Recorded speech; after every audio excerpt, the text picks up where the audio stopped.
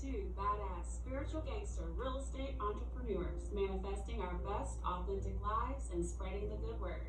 You're listening to Manifesting with Morgan and Madeline.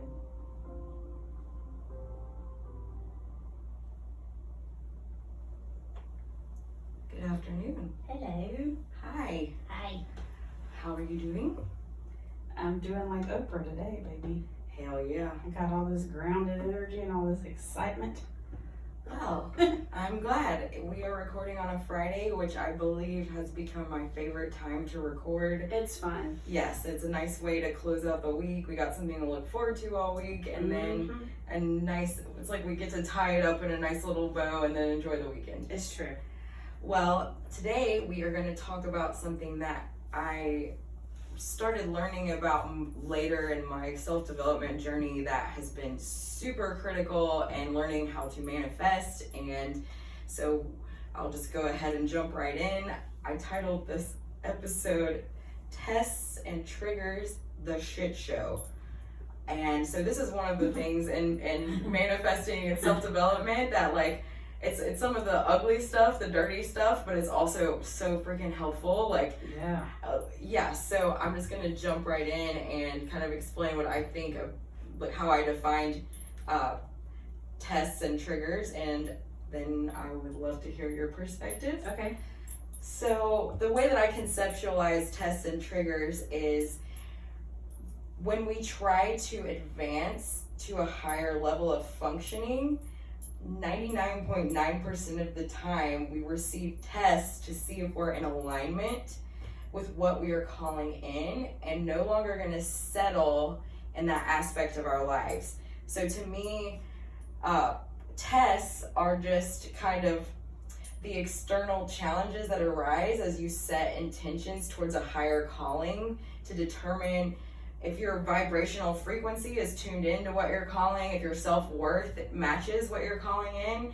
Tests will come along like little sparkly things that kind of look like what you're calling in to test and see, are you really ready to hold out for the big thing, the ultimate thing that you want? The filet mignon. Yes, instead of settling for some McDonald's cheeseburgers like you've always... Yeah, 100%. And maybe it starts with McDonald's, even though you know you want that fine ass filet, and then you up level to Outback, and then it becomes Ruth Chris. Okay.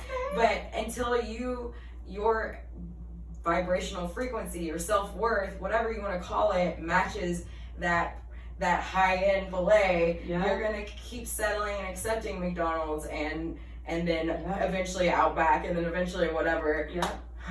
Yes.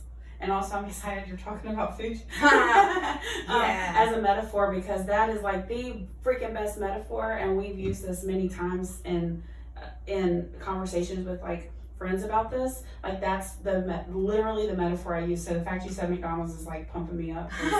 It symbolizes not just the quality of the food. And listen, we all love convenience. McDonald's. Yeah, it's a low-hanging fruit. It's instant gratification. It's cheap. You know, it's inexpensive. You can get to it quickly. The quality is really low. Obviously, but we do all love McDonald's fry. Like, we're not hating on McDonald's. It's just a metaphor, people. But, yeah, I mean, that's exactly what we're talking about today. Yeah! Yes, so that is the definition of tests. And then triggers are, to me, just the things that really set you off. It's, to me, that simple. It's just the stuff that, like, you can be cruising along, having a good day, and then this one thing happens, it's like, oh my God, I freaking hate this thing. And it's like, no matter how enlightened you are, how much bullshit you've worked through, you're still gonna find something to get triggered by. And it's a button, you know, and like push your button. Yes. It's that fucking button. Yes, and it's generally you can notice. It's like your mom. But like through your life, you dad. know, like you can tell, like you might have been triggered by the same thing pretty much since you can remember. I know for me, like I've always been triggered by a certain handful of things, and I've been working on some of them, and it feels so freaking good to not get set off by some of those things anymore, but there's still a lot of work to do. Hell yeah, that's what we're doing, queen. We're working on it. I feel you. And it's crazy to feel like oh, I'm enlightened. Like I have my pinky up, like, ooh. And then like some like my mom will call or something and she'll be like, I didn't like that top you had on. And love you, mama, okay? But, and I'll be like, bah! And like my pinky will go down, like, and the whole day will just be over for me. I'm like, seriously, Madeline? Like, for real, that's a trigger.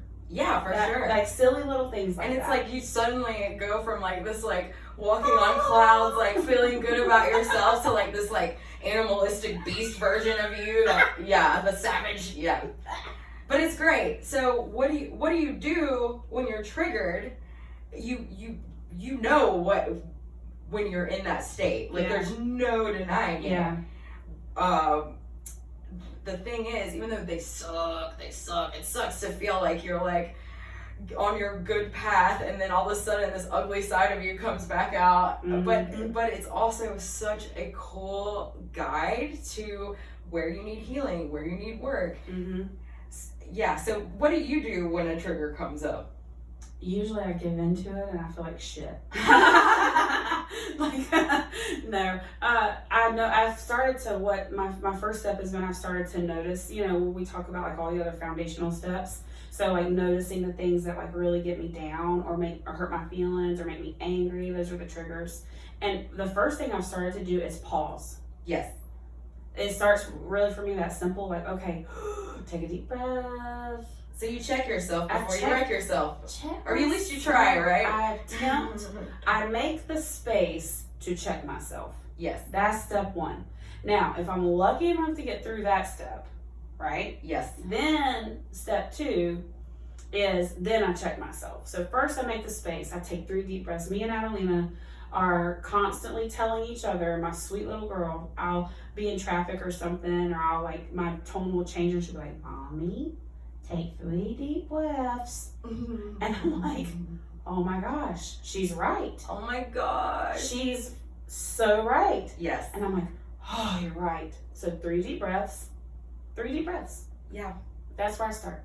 If I make it through that, I usually like giggle it off, put it away, which is not the healthiest thing, but sometimes you gotta do what you gotta do. So I might It's better put it than away. turning into a big old butthole, right? Yeah, it is like the Hulk, you know, like the clothes come off and you turn into this like monster. Because you know, I mean, you go 0 to 100 with that stuff because the triggers are not little everyday things that you're like, okay, well, it's like deeply rooted stuff. That's why they're triggers. Exactly. And So yeah, so another thing I wanted to mention about triggers is basically they stem from your subconscious programming in your childhood. And this is science, you guys. I am not a scientist, but I've read a lot of books and I have a good concept of it. And you know, I just want to back that up. Sexy scientist. Yes, queen. But yeah, so like our brains are wired. A majority of the part of our brain that's running the show was programmed in our childhood. Yeah. So that's why these triggers generally are like kind of lifetime things that'll set you off. And until you can A, recognize the things that set you off, and then B, have enough awareness to say, pause. I'm not going to react. I'm going to respond. Right. That's where the healing begins. Yep. But the beauty of this is these triggers, they are like a direct path to wounds that you can heal and reprogram, and then you can make them with a little bit of work and time vanish. Yeah. So I'm very excited about this one. And when it comes to manifesting, it's just one of those little kind of hacks where if you can learn how to heal the things that trigger you, it's going to help heal your self-worth and raise your vibration to manifest more.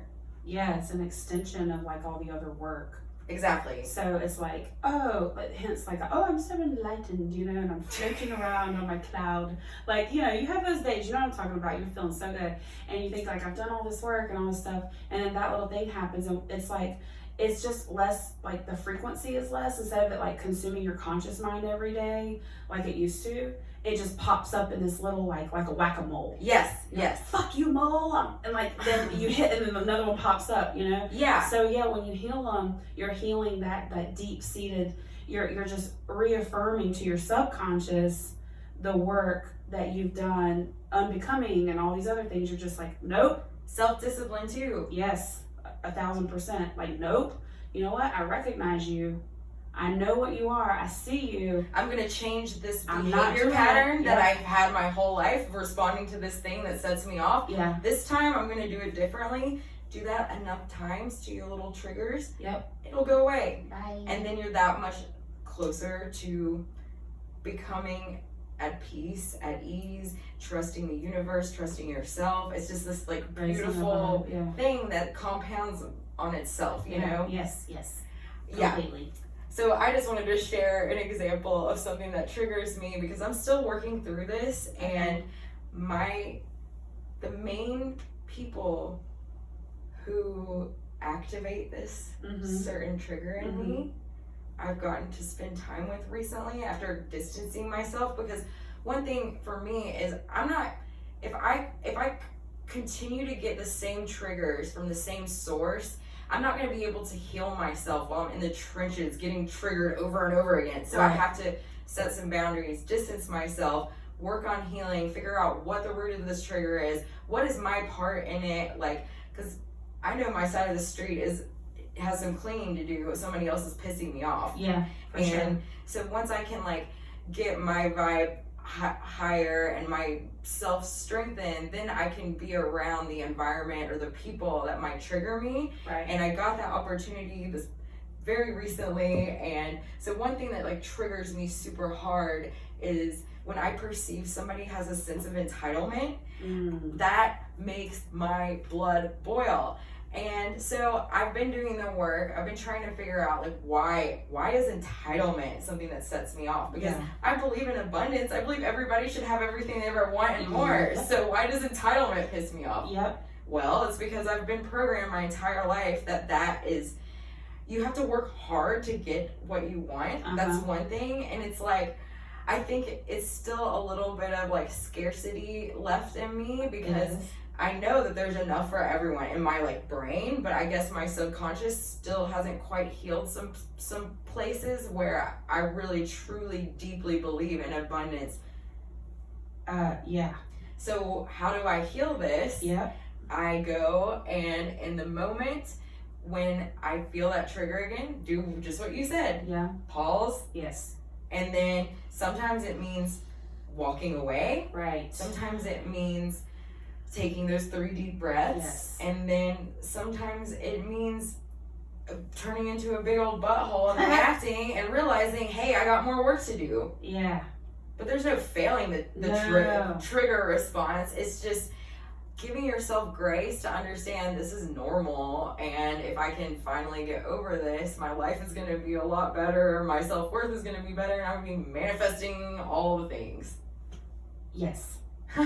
I mean, you're just on fire today, man. I'm like in awe of this. Like, I'm like, you are on point. Like, you're speaking truth. You're talking about things that make sense to me, and you're really, really clear in your message. And I'm like, yes, that's exactly what it is. Like, you know, when you're in a relationship or something, and somebody just does one of those silly little things that just ticks you off, and then you're like, okay, you get past it, and then like 2-3 years later, you're like, that doesn't even bother me anymore. That's a small level example of like the overall topic of what we're talking about, is like figuring out how to deal with those feelings within ourselves. Because we can't expect the other person to change. We have to figure out what it is that we need to do to cope with that feeling. 100%. And something cool too that I've noticed is, now that I've been doing this work with myself, I can kind of guide other people who are in a trigger response mode with something that like doesn't necessarily trigger me, to like help them kind of ground and make space. And thank God for that. And thank God for people like you, and thank God for the moments that we are all like able to hold that type of space, because there's learning and being on both sides of it. 100%. When we're around people and we recognize their triggers, it helps, for me, it helps me question where I am in my trigger journey.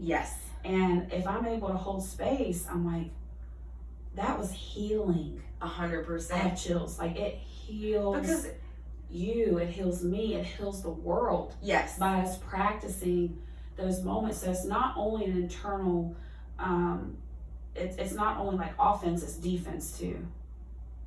Like, Yeah. we're not just only like experiencing triggers within ourselves outwardly, we're experiencing outward triggers to ourselves as well. Yes. Yeah. And just getting to see how other people react and respond. Yeah. Sometimes you might see somebody like fly off the rails and you're like, holy shit, I used to do that, but I don't anymore, you know? Oh my gosh, can I tell the story about when we were on the patio that day?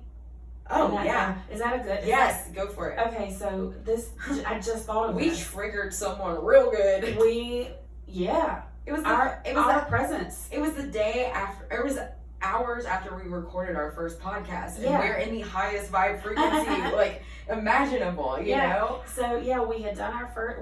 It was our very first podcast recording. We had some time. Oh, we got the Crocs. We got the rainbow Yes, Crocs. and now we've added to our collection. Yeah. So we found these amazing platform rainbow Crocs, and it was just like one of those days where it was like, yes, It we were was super joyful. It was so joyful. joyful. Okay. Okay, that's another day. But yeah, we were super high vibes. So after our podcast, it was sunny, and it was like, hey, let's go grab a drink on the patio, or let's just go sit. Like, let's just sort of enjoy this moment. So I met you at Smokey Joe's Yes. on Monroe. Shout out. And we were just chilling, sitting down outside, talking. What were we talking about?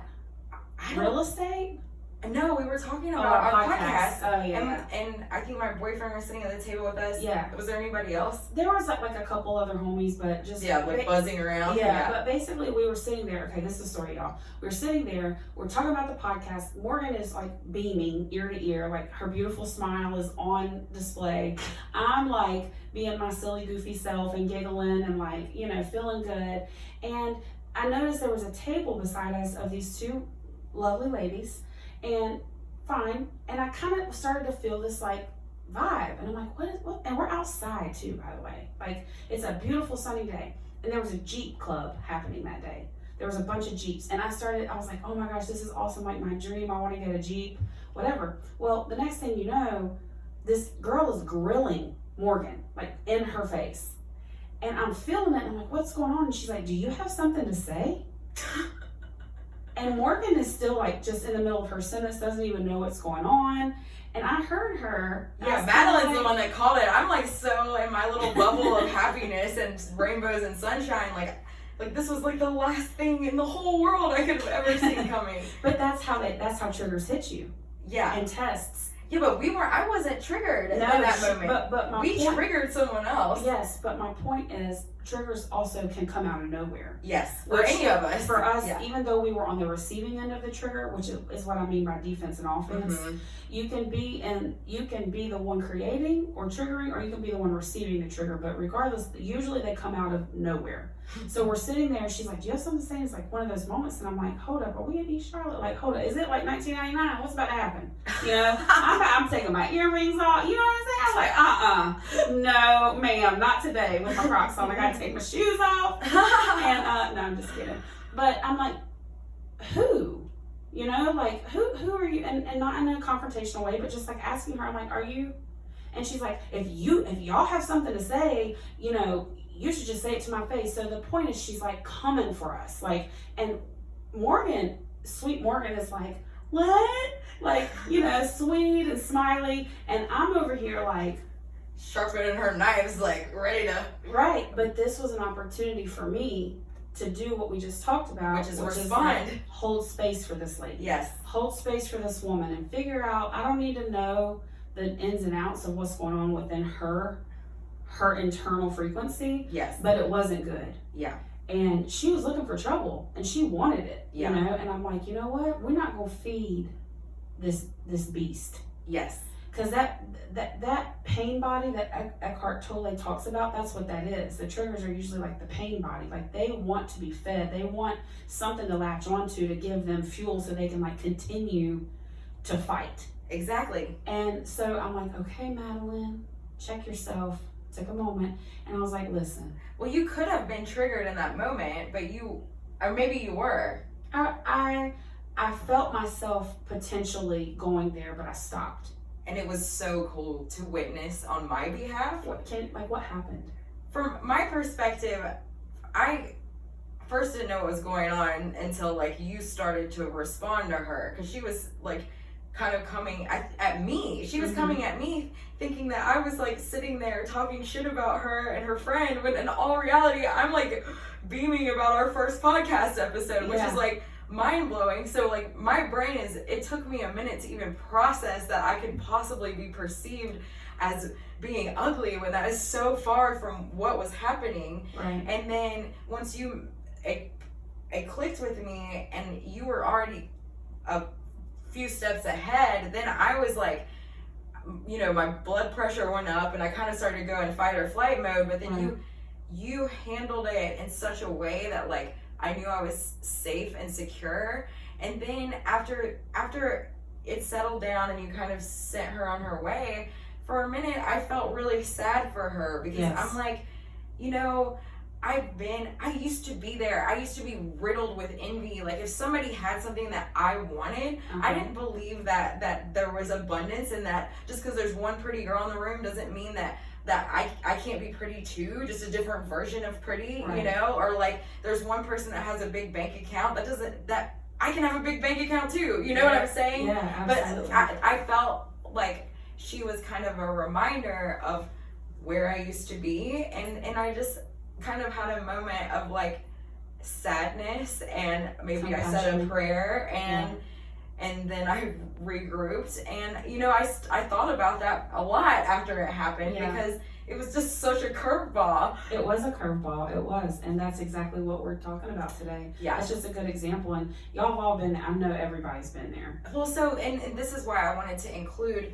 tests and triggers in the same episode, because in a way you were also, not only were you triggered or potentially triggered, but you were also tested, or maybe I was, I don't know. We all were. I think the three of us were.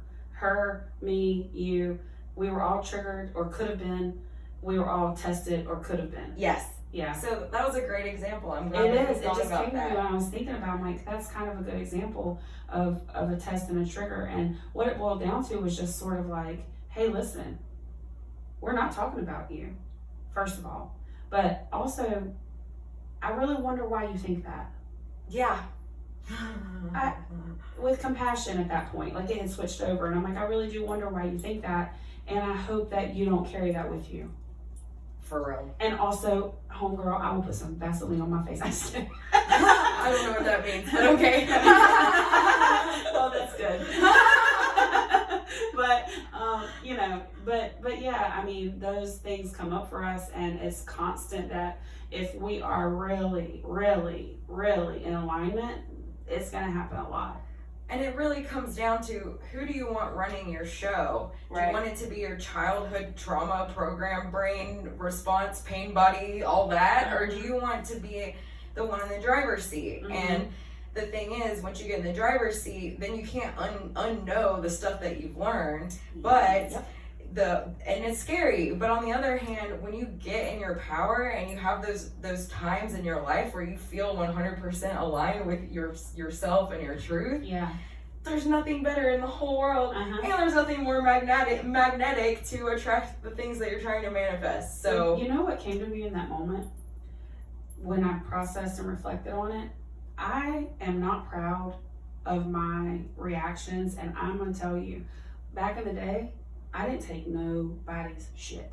Yeah. And well, that was a survival technique. It was, and I would fight if I had to. And these are things that like I would always tell people, like, don't let this fool you when you look at me, you know, like, and I am not proud of that now. Yes. But at the time, that was how I knew to survive, exactly. And it still comes up for me. And I will go, like, I'm a 99% make love, not war. But in that 1% moment, if you get me to the 1%, you better freaking like cover your jugular, because that's where I'm going. Like, there's no in between for me. Yeah. So all that being said, I knew in that moment, because we had just done our first podcast, and we've been very clear, like, we don't have a goal from this podcast. Like, this is an expression. This is a way to spread love to the world, a way for us to just speak the truth and raise vibes. And but I had this moment at that time, and I thought, if for some reason this podcast becomes something that serves people and helps people and blesses people's lives, what the hell do I look like out here fighting in the streets? Preach that, sure. And that's when it dawned on me. And that's what checks you, that right? That was the moment that I knew that the universe was asking me, you sure you're ready? That's your test. You sure? I have chills. I know. Are you sure that you are really ready for this work that you're doing? And I wasn't sure until I was. Yeah, you handled that with ease and grace. And another thing that I just thought about as you're telling your side of that story. That's how I handled things back in even recently. Oh, so I know. It was a good test. Well, it took us a lot of years to get all this damage, and it takes us a lot of years to unravel. Yeah. And it's fine. Give yourself grace and love, and pat yourself on the back when you make progress. Well, yeah, that was a good moment. But like something else that I thought about is that we were at a bar. Yeah. And I will tell you from every experience I've ever had that when you have alcohol in your system, right, your ability to respond instead of react diminishes with every bit of alcohol. Your ability to like have self-control and composure and discipline and all that, it goes out the freaking door. Which is why we say alcohol lowers your vibe. Exactly. Because it does. Yes. It does all those things. Yes. And so if you have unhealed trauma and your conscious thinking is going to be diminished by consuming alcohol or whatever substances, then guess who's running the show? Those unhealed wounds, right, and those unhealed or those trauma responses that aren't serving you anymore. Yeah, exactly. Yeah. My mom always said, or somebody, like, you got to have a dog in the fight.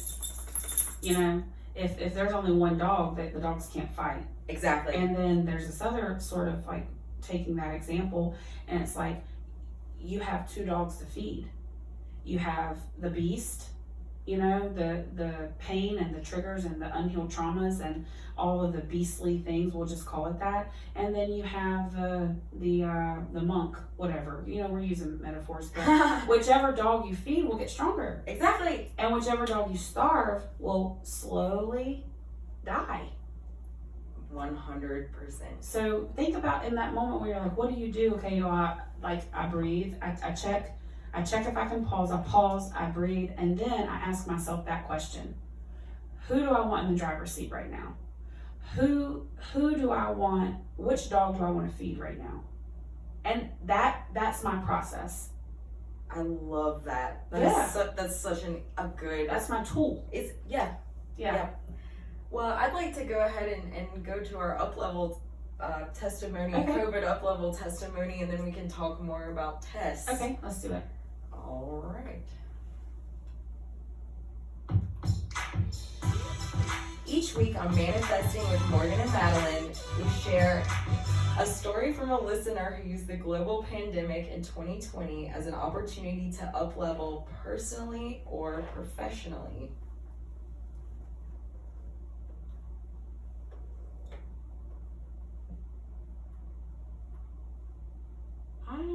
Hi Darren.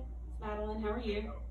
I'm well, how are you? I'm good. So we're just gonna jump right into this interview today. I'm gonna introduce you. This is Darren Deese. We're gonna talk a little bit about your COVID up-level story. Are you ready?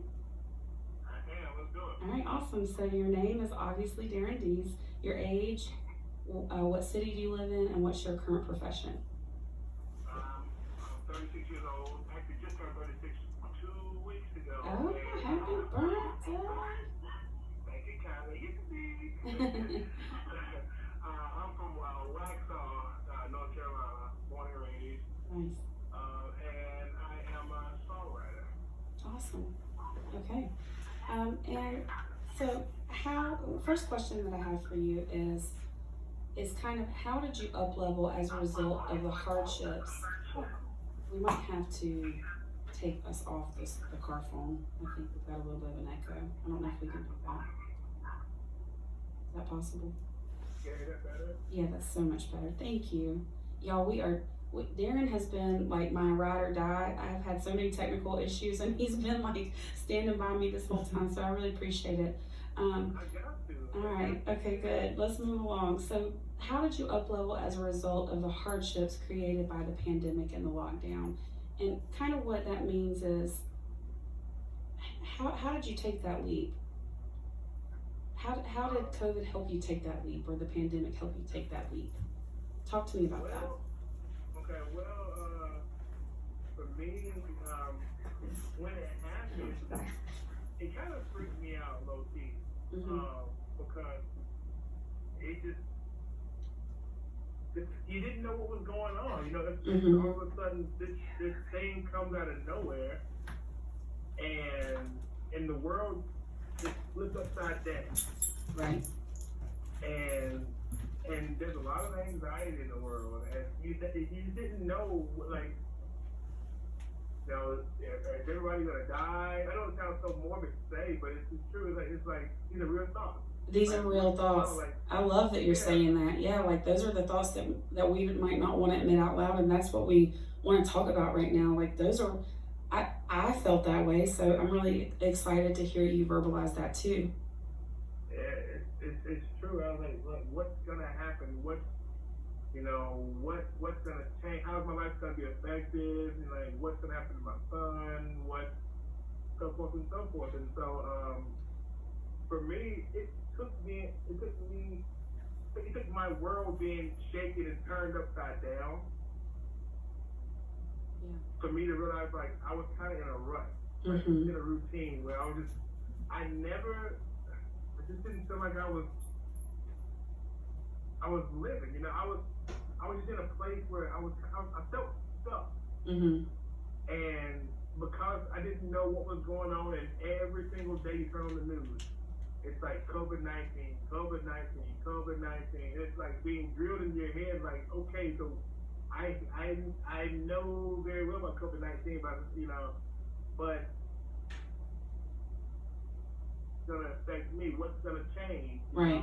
Right. And so, and so for me, go ahead. Well, and something that you mentioned in your, when you sent me the email is, like you said, you just were like, is everybody gonna die? Like, am I gonna die? Like, it is just the total amount of uncertainty that was part of that process for, I think, not just you, but a lot of people, right?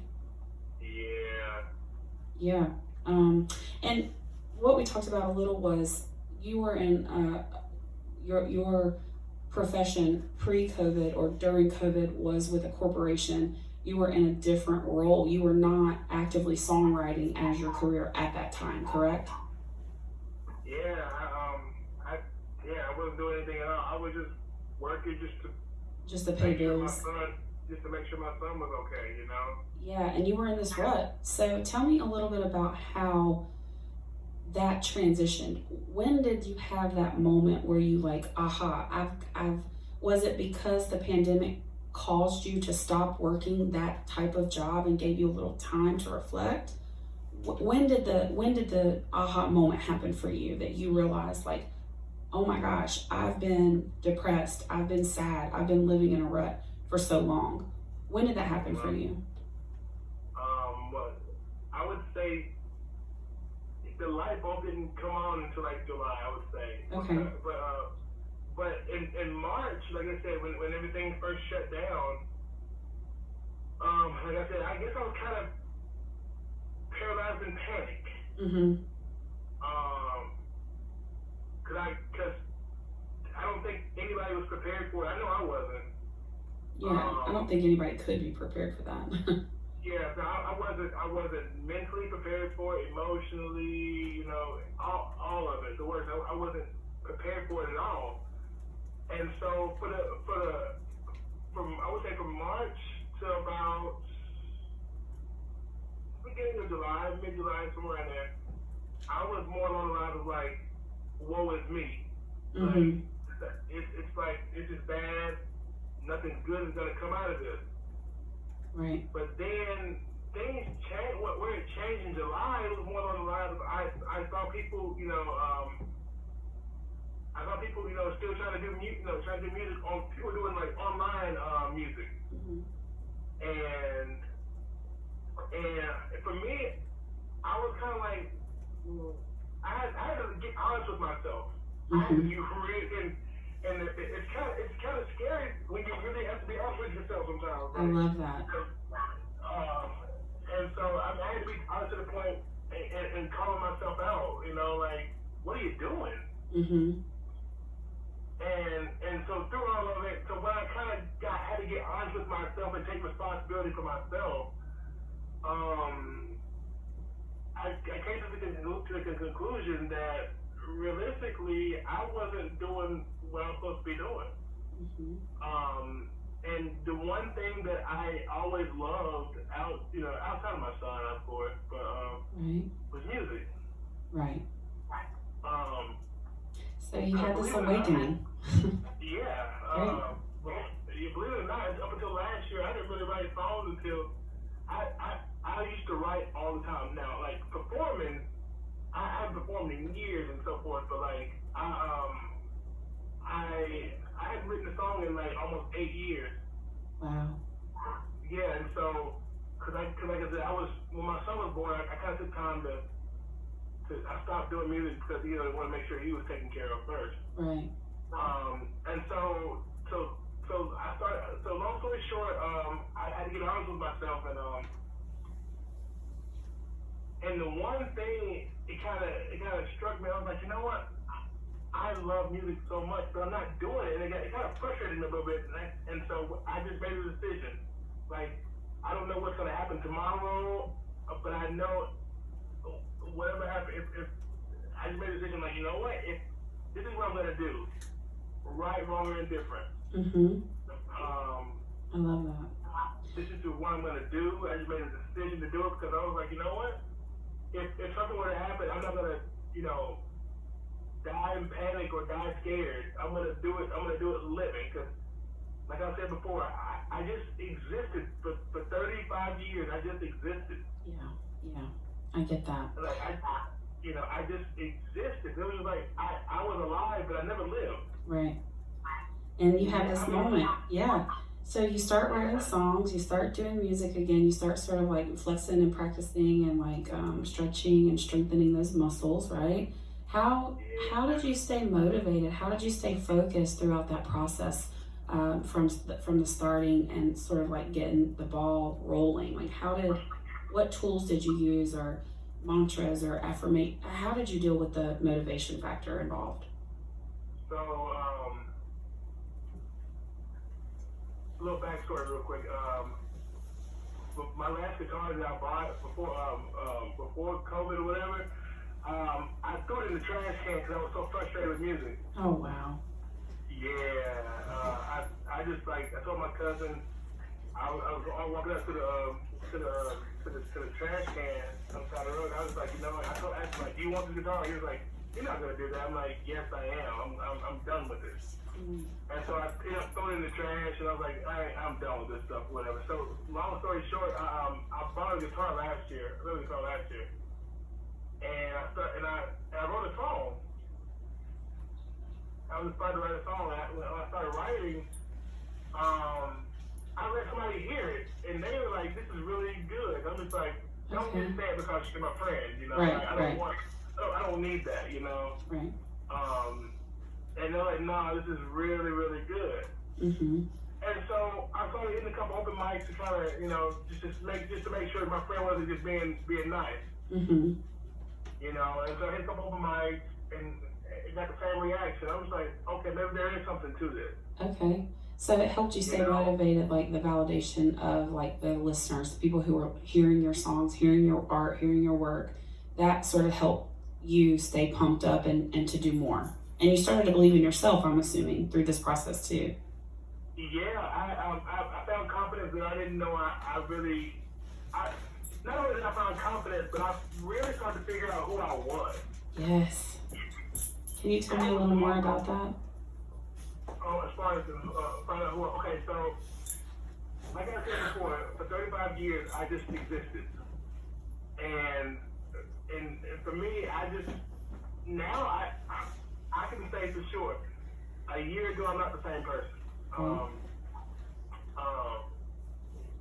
What can I ask? Like, what challenges came up for you? And this is a big one. Like, what tests, what triggers, what challenges came up, and how did you kind of overcome those?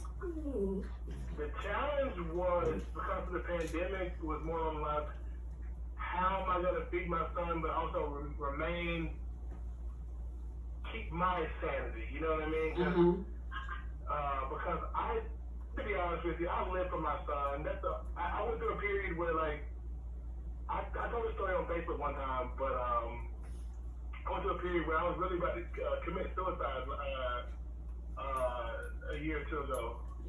And that was my plan. My plan was just like, I had it all planned out. Yeah, I had it all planned out. I was just like, you know, I can't do it anymore. Yeah, you were there. That was it. Yeah, and I was done. And so now it's more along the lines of like, if it wasn't for my son, I would have taken my own life. Yeah. Well, thank God for your son, right? And thank God for that vessel that kind of maybe helped you shed that layer that opened you up to this beautiful blessing that your life has now become. So it sounds like for me, a lot of challenges you were facing was just really depression and a lot of negative self-talk and just sort of hopelessness, and you were really overwhelmed with everything going on and panicked and anxious. And it sounds like that was like the biggest part of it is sort of that fight or flight. Like, how do I take care and pay the bills and take care of my kid, but also live by example and show my kid and myself that, hey, I've got to do something different. Yeah. And you overcame that. Yeah, and for me, a lot of that was like, you know, going to work every day, or whatever. Before, it was just, even then, I was miserable. I was miserable inside. Like, I was truly, I just existed. I was hanging on by a thread. Can you think of a specific example of like a particular like trigger or test or challenge that came up for you? Like for me today, when I called you, I couldn't get the speaker to work. So that's like a test. I'm like, okay, am I gonna push through this? Am I gonna keep trying, or am I just gonna like walk away from it? You know? Did you have any tests like that or triggers that you kind of felt challenged by in this process? Yeah, so last year, when everything happened, like, it's almost like I was up to my neck in bills, and the bill, like, it really, I became so overwhelmed. It's almost like the water's really up to my nose, and as far as like make sure my bills, because like when you go out of work, how you gonna pay your bills? Right. And so like I was up to my nose in trying to pay bills, and I just made a decision. I'm like, if I'm gonna do something like this, if I'm gonna be struggling, I'm gonna be struggling doing something I love. There you go. But the thing was, if I started doing things I love, I started meeting the right people. Okay. And I got so much encouragement from people who a lot of people I've met over the last year have been some of my biggest supporters and encouragers. That's awesome. I mean, these people that have, some people knew me before, some of them didn't. Right. But when I say, like, these people have been my encouragers, these people have been my rock, these people have been my support system.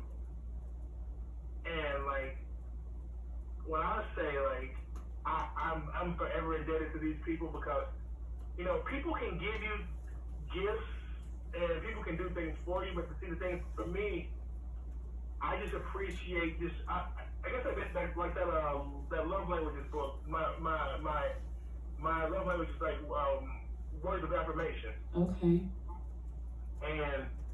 And these people kind of just these people they my love language was validated.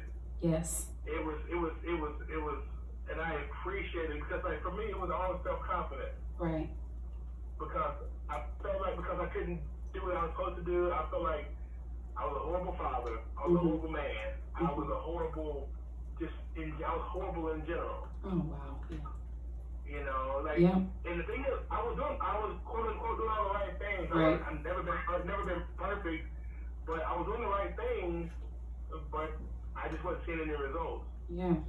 So it sounds like you hit rock bottom. I mean, you just totally hit rock bottom, and at that place, maybe there was a softening or a surrendering, if you will.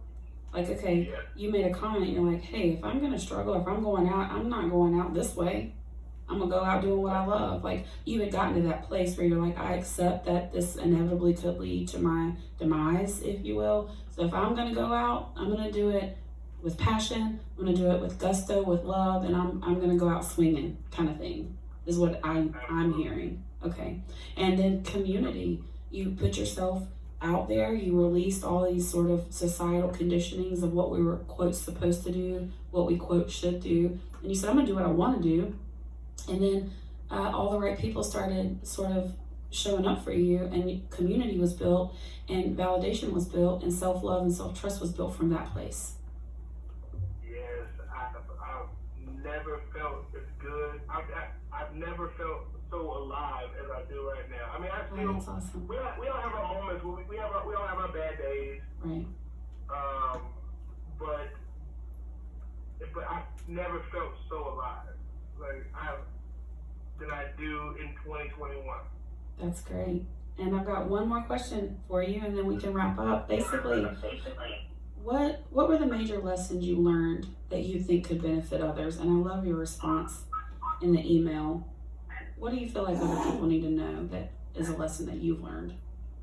Okay, well, for me, I will say the biggest lesson I've learned is to make sure to give people their roses while they're alive. Oh, I love that.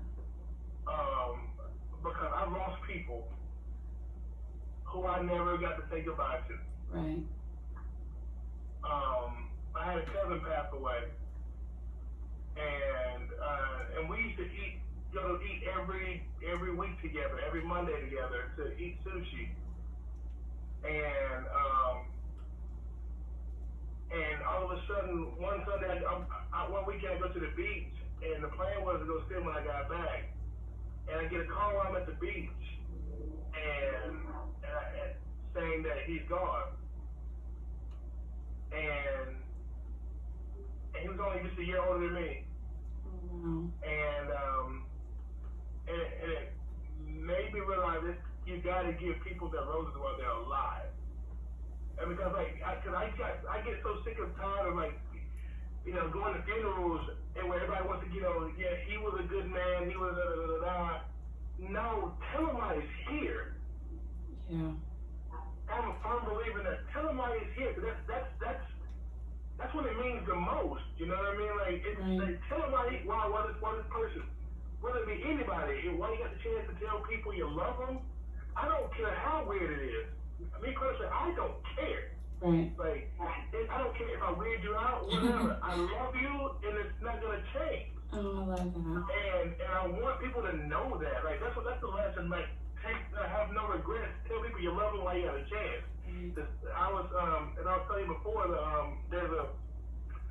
last year, I got my heart broke, you know what I mean? But the thing was, though, but I went after what I wanted. Before, I was like, yeah, it is what it is. But I actually went after a girl I really liked a lot. Right. And she broke my heart, but at the same time, I'm not upset with her or anything like that. But I learned I don't have any regrets. Right. I went for what I wanted, and I have no regrets in that situation. Even though she broke my heart, I told her how I felt. I was able to get that off my chest. Yeah. And whether it was reciprocated or not, you wanted to just spread love. Yeah. Yeah, and so I even though it didn't work out the way I thought it would work out, and I told her, I was like, you know what?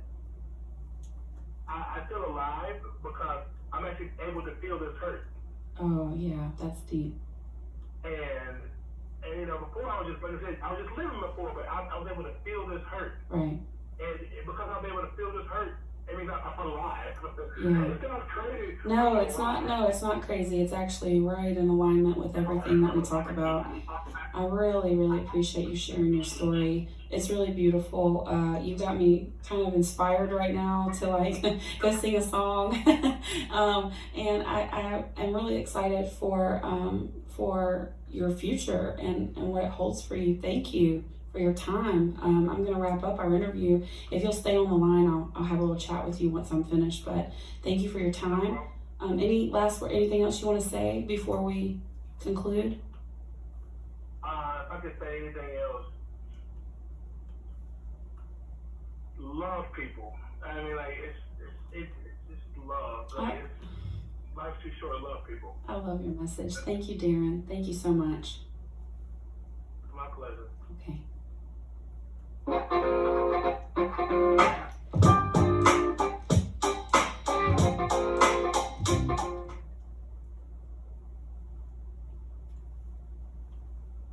Holy cow, Madeline. Is it good? I mean, his story was good.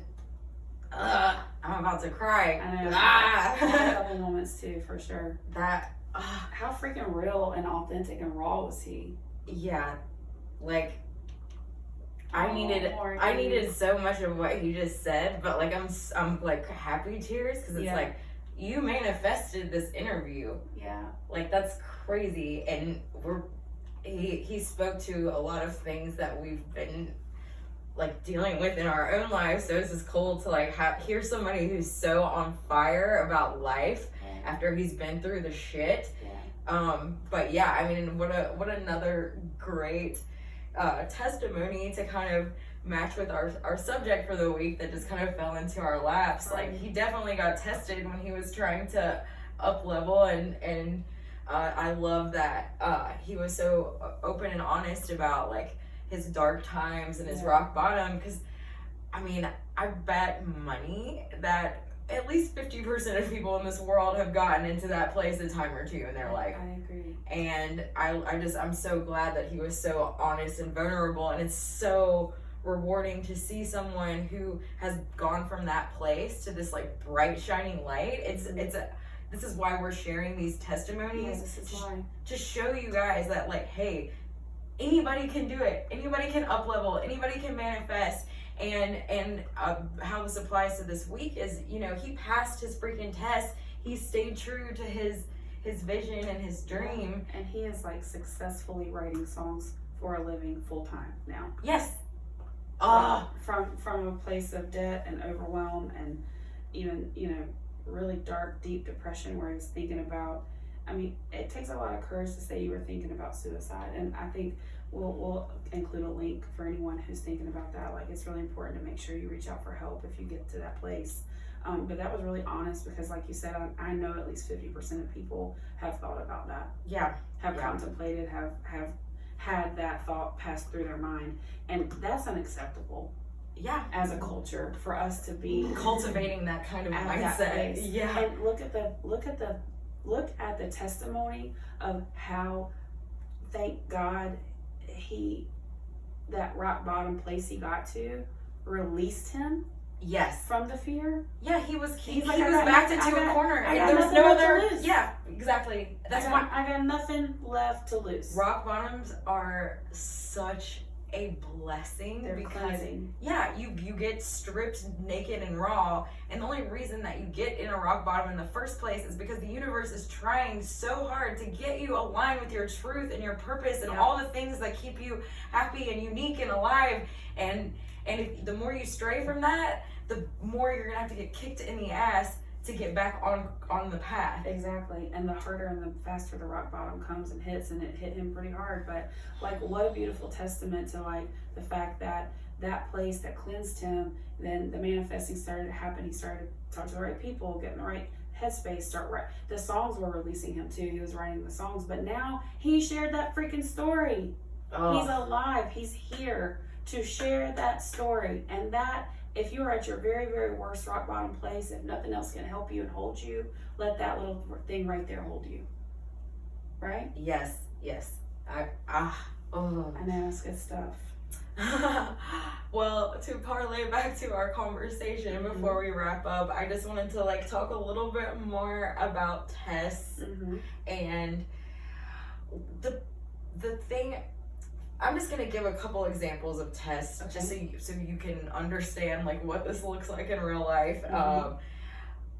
Dream relationship. You've got this list of everything you want in a partner, and this person comes along and they're all the things, but then you're like dating for a little while and you start to see that there's this one little thing that's either missing or there's one thing that like, ooh, doesn't align. feel right.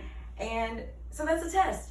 Or it could be in the form of a job, or it could be in the form of, I mean, like literally anything. You could be wanting a house, a car, whatever, and you get these things start coming along. I mean, you just had it happen Yesterday. Yeah. Today. Yeah. I'm in the process of trying to buy a house, and I'm a freaking broker, and I want to crawl and hide in the bed in this market. So, it does happen. If you start to settle and you start to compromise, and you can talk yourself into it a million ways, but when you know it's off, and it didn't work for me. I put in an offer, it didn't work, and I'm like, damn it, because I know why. There's something better for you, I was right? compromising, and there's something so much better. Yeah, and the another beautiful thing about tests is there's no passing or failing. Right. It's just it's the universe testing. The practice. Are you aligned on the inside with what you want on the outside? Right. And so a few little things will come along to see, are you really ready to hold space for this thing? Are you going to keep settling the way that you've always settled? Right. Like we talked about McDonald's. Yep. And if you don't pass a test per se, if you kind of settle for that first shiny thing that comes along, Yep. it just means that you got a little bit more work to do to raise your vibe and your self-worth and your love. Yes. And then eventually you'll figure it out. It's kind of like you get held back a grade or something. It is. No, that's exactly it. Or you're just kind of not skipping a grade either. You know, there's a quote that's coming that I remember that really helped me at one time, and it was, you have to say no to good so that you can have best. And I was like, mind blown. I literally, like, this is the next point on my outline, Madeline. Say it. So, tests are also a good thing in the fact that sometimes your subconscious programming, your neural pathways in your brain, they haven't been rewired enough for you to really truly believe that you're worthy of this new thing. Uh-huh. So when you get this test and you actually take it and settle for it, that test is still expanding your mind. It's showing you that anything's possible. So at least you used to settle for McDonald's. Yeah, it's a stepping stone. And you're not getting McDonald's anymore. You're getting Outback, which is good. Yes. You're at least getting good. And then you're gonna have to do a little bit more work while you're sitting at Outback to get to that whatever Ruth's Chris. I don't know what high-end steak is. I'm still in that Outback stage myself. I be popping in a Ruth Chris from time to time, but Yeah. I live at Outback most of the time. Same. Yeah, and it's just kind of like, you're not quite ready for best. You're still in the better mode, but at least you're not in the just good enough phase. Yes. So tests are great, and for me, whenever I'm manifesting and I start, I kind of get this little period where it'll kind of seem like there's really nothing coming through. Like I'll do the hard work, the self-discipline, the getting my vibe high, working through the triggers and the reprogramming, and then all of a sudden there will be this like quiet time, and it's just like, that's when you got to keep pushing, and then all of a sudden a test will come through, and it's like, oh my god, I got it, Thank God. and then you'll realize, oh gosh, this wasn't it. Yeah. And but for me, I've gotten pretty good at recognizing tests because I keep lists of what I want, and I think about it all the time. I'm constantly visualizing. So when a test comes along, I'm 9 times out of 10 I can recognize it, and then when I turn it down,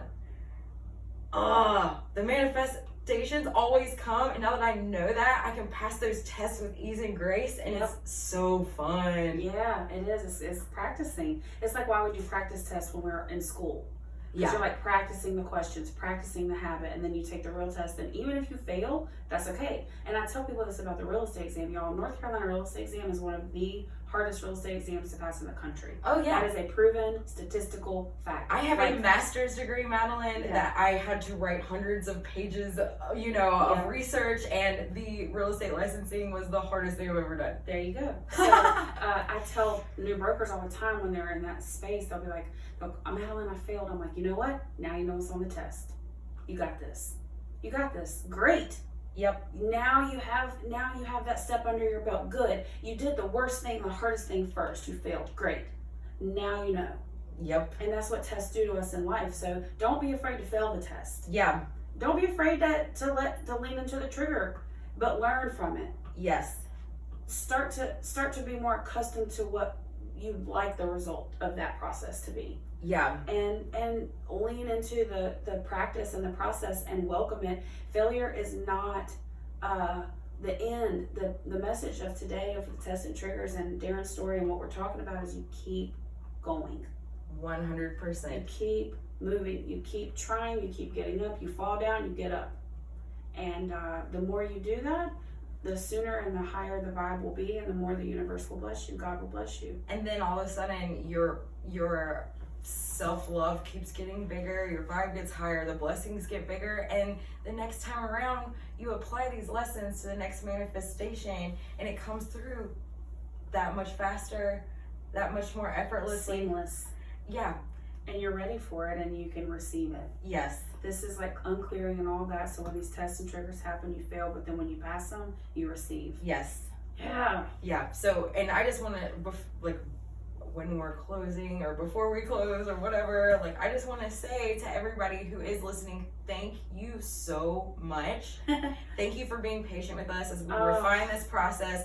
Thank you for giving me something to get out of bed for, because I've been going through some shit, like, really, and I know you have too. Yeah. So, like, this has been magical and beautiful, and I know, like, this is going to lead to more blessings, because I'm following a calling that, like, Same. took some discomfort and growth to get through. Yeah. And it's magic. It is magic. And yes, thank y'all so much, like, for sticking in here with us, because you know that we've said this many times. We are not like redoing. We're recording, take one, we're releasing.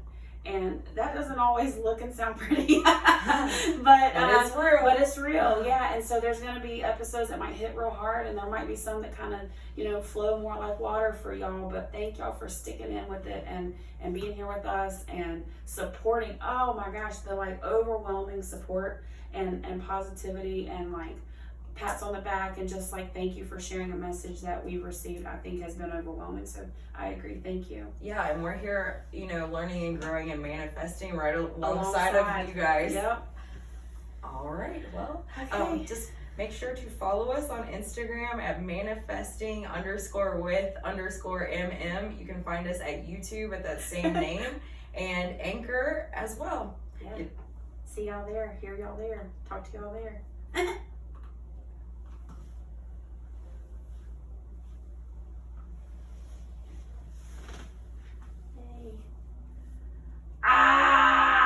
Hell yeah. That was so good. That was great. I think Fridays are our day.